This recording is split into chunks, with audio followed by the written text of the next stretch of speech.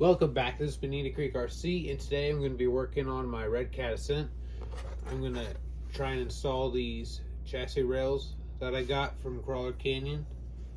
These are handmade.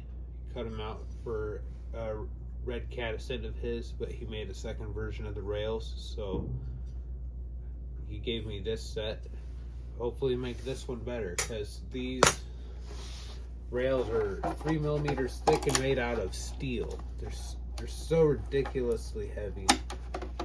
You don't really want sprung weight. You want as much weight as you can to be unsprung, which is on the axles or wheels, tires.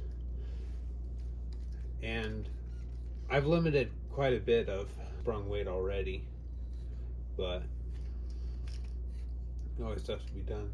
So probably going to be a lot of time lapse, because it's just going to be a lot of zapping out screws, and then I think I'm just going to get it fully disassembled, and then I'll get back to you.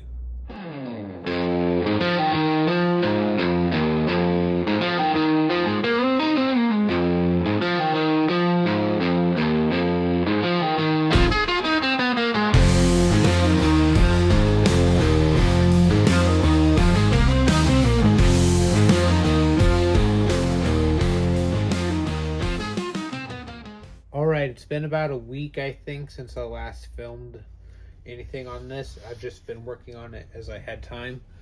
I was able to get the front bumper mounted, and then so the body would just clip on there and then go back onto the body post here. The transmission's fitting in there. It's fitting. It's very tight. It's touching on both sides, but it fits. So I got a new servo to replace this stock one. It's a 45 kg blue case servo from Amazon. It cost like 30 bucks. And I thought, you know what, for 30 bucks it'd be worth a try before I go spend something that's like 50. So like, this is the stock servo speed. Like it's okay, it's not super fast. And it's kind of weak. Like, it moves. It's easily overpowered, especially when I had the Kraken claws mounted on there with the silicone inserts with these super heavy steel wheels. It was crazy heavy. I think I accidentally bumped the steering trim. Anyway, yeah, I ordered some shock oil, and I also have some seals coming, and I'm going to rebuild these stock shocks. They have leaked some oil out, so they don't dampen great. They kind of sound weird too. I'm going to remove the internal springs, and I also have longer upper rear links to try and get a better rear pinion angle, because it's how it's set up right now. It's just jamming. It's like the pinion angle's like, I don't know if you can really see it here. I'm looking in the, yeah, you can see it. It's just really sticking down, and it's real exposed. So I got Endura straight links for the 1/10 scale crawlers, and they're like 5 millimeters longer than these ones. So I'm hoping it'll kick back the axle and get a little bit better ground clearance. And then if that works, then if it's not enough, I think I might get rear links that are just a hair shorter, like 5 millimeters shorter, and then I'll probably get high clearance ones too, just to get a little more ground clearance. Yeah, this chassis is really nice. Like the shock towers, all the holes on the shock towers are threaded, and it has a bit of an angled skid, but I had to drill a new hole on each side for the skid because there's a different distance apart between the holes, so it's actually a little less of an angled skid, but still a little bit. I think I'm gonna put the spring cups back on the rear, lifted a little bit in the rear. Oh yeah, I have a Radiolink RC4GS. It's a great radio, I love that thing. Let's see. I need to work on the wiring. I just threw electrical back in. It's a little tricky to get the body on. There we go. See, so it just clips on the front, then on the back, I just have some holes that go. It just goes right over those little body posts. You can put clips on there, but there's no need to. I used to have some foam discs on there, and that made the body a little quieter, but I lost them, so I might find those again. Yeah, I did have the front bumper mount up a hole. I don't know if you can see it or not. Yeah, before I had them on the upper two holes, but it left a really ugly gap between the body and the slider, so I put them on the I moved it down to the lower hole, and that kind of evened it out a bit. I really like it, and it's kind of pretty, that shiny aluminum, and it's so much lighter. Both of these rails combined weigh the same amount as one of the stock rails. It's crazy. All right, so that's the update on it. It'll be a few days and the shock seals will show up, so I'll rebuild, and I'm going to rebuild the shocks. Oh yeah, I also have drive shafts coming, front and rear. These drive shafts are not working good for this one anymore. The rear is stretched out a little bit, and it's the rear drive shaft's at its limits. Something I did, see how much is exposed there? Something I did is I put SCX24 shock springs inside the ends, and that keeps that centerpiece from just sliding out and just going into one end. It keeps it centered between the two, which keeps it working well, but really it just needs new drive shaft that's longer. So I have some Endura metal drive shafts coming. And one thing I noticed that I need to fix is on this front steering knuckle, the little tab for that the screw goes through on top of the pivot ball is all split out. So I just tightened it down. I don't know if I'm gonna go with I don't know if I'm gonna just order a stock plastic one from Red Cat, or if I'm gonna get like Trio knuckles. The only thing is, I don't know if I want to keep these axles, because these have huge C-hubs. They don't have good caster angle. It's either caster angle or pinion angle, so. And then the diffs are just huge. The front axle's actually not terrible. It has fair steering angle, but the rear axle is worse because it has like 3 or 4 millimeters less ground clearance under the diff. It's pretty much kind of has similar ground clearance to some straight axles, but this doesn't even. It's just a big old huge diff. So I might put Mias nylon axles, but at that point, I think I would just build a second crawler. I think I'd build one from scratch. So all in all, this new batch of upgrades is gonna help it tremendously. It does have a bit more flex. I'm gonna have to do a little body trimming, but that's fine.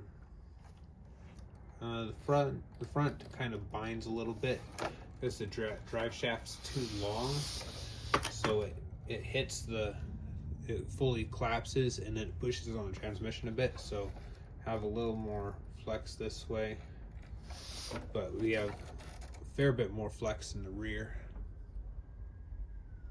so it's going to have even more flex once the internal springs and the shocks are gone. When it doesn't have any weight on it, it sits like that, and then it kind of settles down a bit, and then that's pushing on the outside springs. But see how the shocks stop? the internal springs,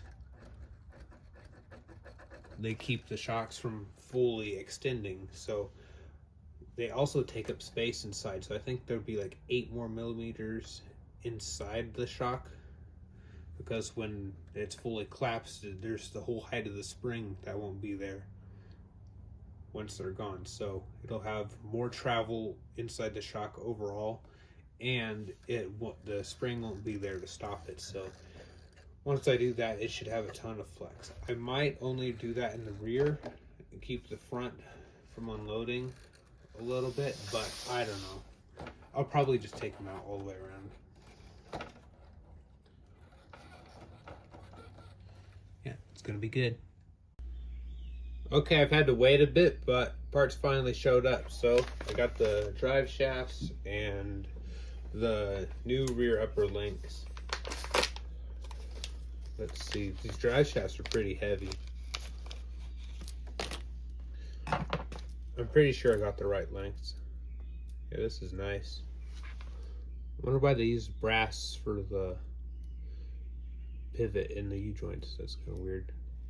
This seems weird, the length. See, it's bottoming out right there, but there's still that much left. I wonder if this is the wrong length. I don't know, though. I don't know. It should work. And then here's the pins for it. Stuck in there. Anyway, see the front one.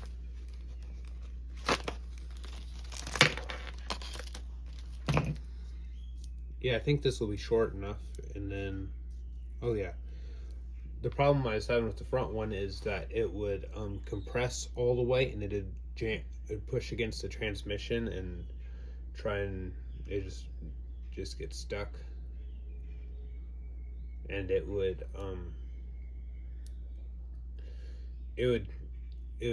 fully collapse and then bind. So I think this will be short enough that it will be able to collapse all the way, but then it will also not come out. It won't come undone when it's all the way out. So that should be good. And then the rear upper links. These have flat sides on them, which is kind of interesting for when you screw on the ends. I'm gonna have to see which kind of rod ends I want to use, because they come with two. There's angled ones, and then there's some straight ones. So I don't know which ones I'm going to use, but you're going to know before I do, and that'll be in a snap. Okay, I'm just pulling out the front drive shaft. I had to cut it down shorter for it to fit when I put this new transmission in on the old chassis, and then I had to trim it even a little bit more to get it to work on this one. There we go. Red Cat has these weird pins, and they have, oh, will it zoom in? They have 2 steps on them, which is kind of weird, but I don't know. So let's see, just have to turn the front a bit. I'm gonna go in from the top. It'll work better. Yeah, these drive shafts have seen some pretty good use to kind of beat up. Mostly because these axles don't allow for a very good pinion angle. It's not wanting to come out. I'm gonna have to take off the shock. It won't come out enough to where I can get the drive shaft to extend enough to pull it over one of the output shafts. I just need to pull off the shock real quick and get a little more suspension travel. Well, they're both too short. I just measured the length between the two. I just measured the distance between the two outputs, and then I just got a drive shaft that fit between those. But this one is way short. Like, only at ride height it'll be like that, and then if any droop comes in, it just comes apart. And then the rear one will work, but it's barely engaged. I forgot. So don't do that. Just take out the drive shafts and measure how long the drive shafts are. They did such a broad range of lengths that they could work for. I just found the length, and that does, like, I just measured between here and here, and then I got a drive, and I chose the drive shaft that would work between that range. So this works between 68 and 80 millimeters, I think. I'm not sure. I'll have to look on the website, but so I gotta order drive shafts again. I don't know if I can return these. I'll probably just hang on to them or something. I don't know. I might build a rig and be able to use these later. That kind of sucks though. But so I guess I'll just put the old drive shaft back in the front, and I think I'll leave the old one in the, or I think I'll leave the new one in the back for now. I don't know if I can return them or not. I'll have to check, but yeah, just take out the drive shaft and measure it. But one thing I can do though is build the links. Well, I got the links put together and they look nice. And I'm not able to use the angled ones because of the 3D printed link riser in the back. There's not enough clearance between the pivot bolt and the edge of this. There's a wall on the back of where the link goes in, and it's too tight. Screw won't go in. I think these will be long enough to give the axle enough kick so that the drive shaft's not exposed. I think this will work good. I don't know how well the links are going to be clearing in the back. I might have to do a little clearancing in the link riser, but just have to get them lined up. I'm trying to feed the screw through. Yeah, I don't know about the drive shafts. I'm gonna order new ones. They're a bit longer. I'll try and send these back if I can, but they were also only $12 each, so it's good to put back together. I just put the stock one back in, but see, when it compresses, it presses on the transmission, and it still has a whole another like centimeter of travel that it loses because of it. So I really need to get that changed out. I'm going to keep the metal one on the rear. It's not great, but it's actually better than the plastic that was there before. They are both very overextended, and this metal one is handling it a fair bit better. The rear upper links are a win though. It really helped with the pinion angle. Now that drive shaft's not exposed. Can you see it? Yeah. So it's really helping with the drive shaft angle there. Yeah. I don't really want to drive it with the front drive shaft how it is, so I can't really run it for you. Hopefully next time the drive shafts will be in. Yeah, it's turning out pretty good. It's taken a lot of time, and I haven't been able to film a whole lot of it just because I can't really film a lot of it. It's just it'd be really boring, just tedious trying stuff, see if it works, filing a little bit, like it'd be boring. So yeah, I think in the next one we'll probably rebuild the shocks and put on the rock lights. That'll be cool. Big old LEDs are gonna be super bright. But okay, thanks for watching. Like, comment, subscribe if you like what you see. All right, have a good one.